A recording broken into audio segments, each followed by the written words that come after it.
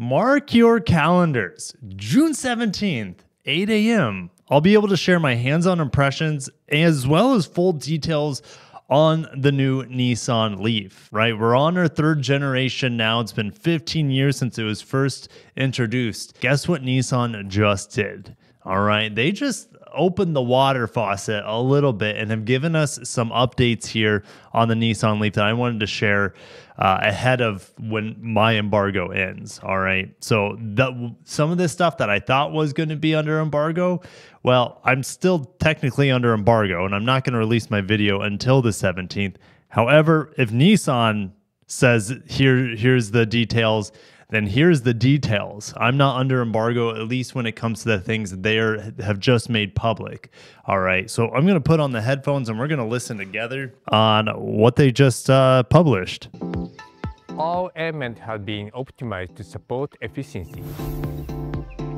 We adapted the multi-link rear suspension and improved the lateral rigidity by 66%.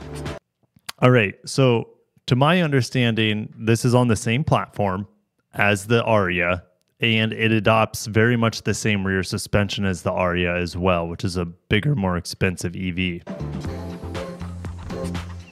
The all-new 3-in-1 motor is 10% more compact and reduces noise and vibration.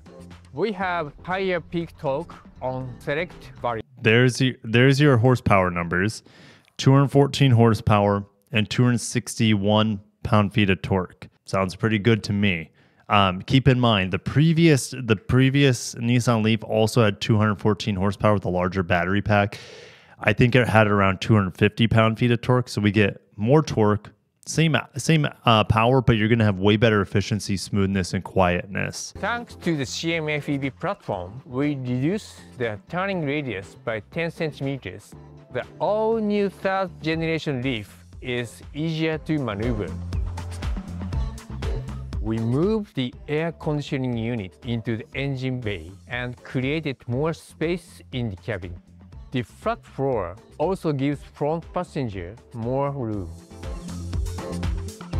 The top priority for our engineering team was optimizing thermal management, never wasting energy generated by the battery. We even capture the heat produced by the onboard charger to warm up the battery.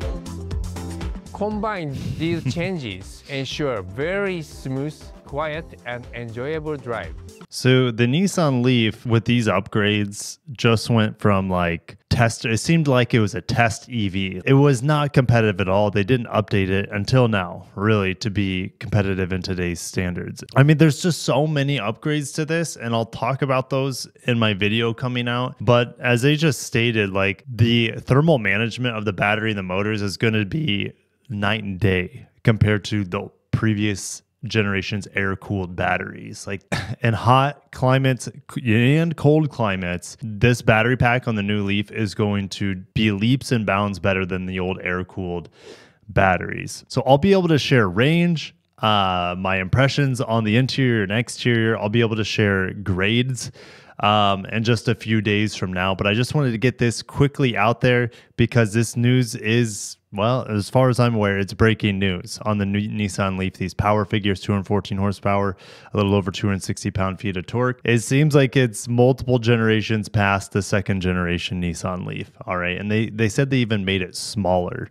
All right, so the vehicle's smaller, more compact, but probably as roomy in the inside as the old generation and gets way better efficiency, as you guys will find out shortly.